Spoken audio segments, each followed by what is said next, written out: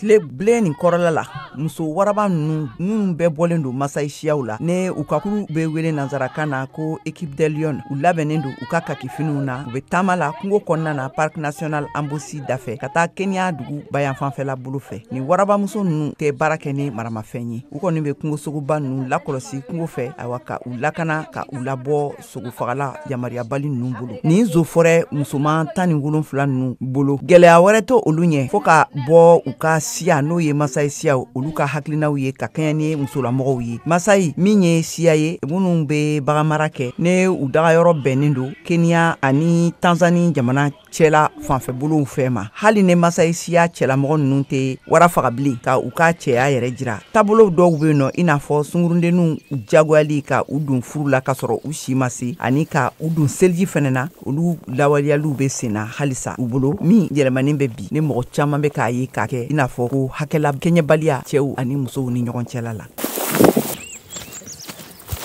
u farala ɲɔgɔn kan k'u jɔ ka u makun jirafu dɔ kun bɔra yiri dɔ ni sanfɛla cɛla la filanan wɛrɛ farala u kan kulu mɔgɔ ninnu kelen kumana kuma barani talkiwalki la ka laseli kɛ ka kan ka lase yɔrɔ minnu na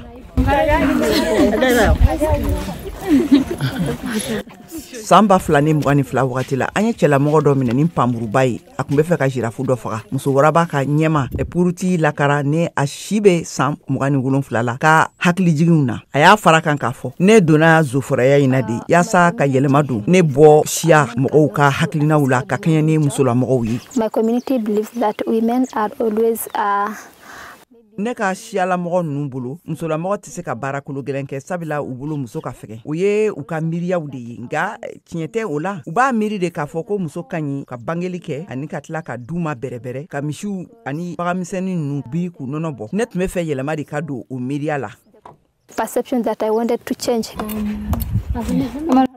waati min na Sharon Nakinyi ye a jira a ka somɔgɔw la k'a fɔ ko a bɛ fɛ ka don zofɔrɛya baara la u ma sɔn a ka kumakanw ma u ye a fɔ a ɲɛna k'a lafaamuya kan k'a fɔ awa k'a ka baara ye bangekɛ de ye ne ka tila ka taa lɔgɔ ɲini ani ji ka na a ka du ma bɛrɛbɛrɛ nka a ye i jija fo u sɔnna a ma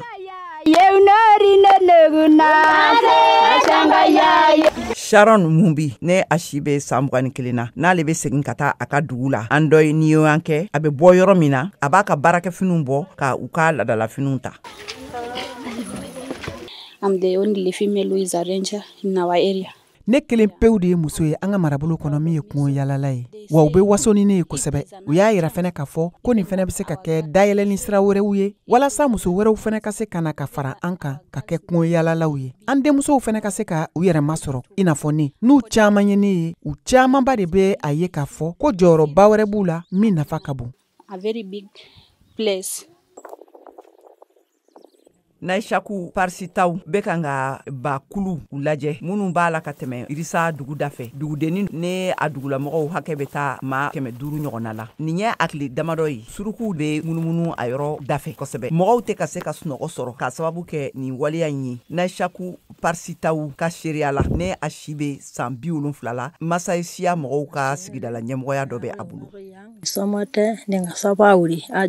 an ka sungurundenni ninnu bɛ ala ka kalan sɔrɔ a daminɛ na an tun kɔnɔ k'a fɔ k'u tɛna se nga bi an bɛ barika da ala ye sabila ko ɲumanba don u ye baara ɲumanba de kɛ hali ni an tun dalen tɛ u la a daminɛ na u kɔni ye a jira an na k'a fɔ k'u sera o kɛra ko nafamanba de ye anw bolo an bɛ u ka baara kɔkɔrɔma don sabila zofɔrɛ musoman ninnu ye an dɛmɛ kosɛbɛ u ye lakana bila an ka sigida kɔnɔna na ka taa se fo an ka duw kɔnɔna ma ne gɛlɛya bilala an kan an bɛ wele bila zofɔrɛ musoman ninnu ma u bɛ kɔlɔsiliw kɛ sufɛ ka tila ka an ka baganw lakana an bɛ waso n'u ye Setburu Kimakori n'ale ye Masayi siyaw ka duguni min bɛ n'a tɔgɔ ko Irisa dugutigi don ale fɛnɛ ka kumakanw ka kɛɲɛ ni nin zofɔrɛ muso ninnu ye wakati wasichana wameanza an sigara sungurudenninw la k'u tɛ se ka baara in kɛ sabila an bolo cɛw dɔrɔn de bɛ se ka jɔ kungo sogo baw ɲɛ ani su balawu ɲɛkɔrɔ simba ndovu ama mambo ya usiku kama hizo Yirisuma kɔrɔla la Kenneth Sayi ne a si bɛ san 56 la an dɔ ɲɛ kɛ dugutigi don ye a yira k'a fɔ ko baara o baara i bɛ se ka musow sɔrɔ a kɔnɔna na even in engineering there are women muso bɛ duniya baara bolo bɛɛ la muso ye ingénieur ye muso bɛ hakɛ sabatili baaraw la hali muso bɛ pankuru boli bi mun kama muso tɛ se ka kɛ zofɔrɛ ye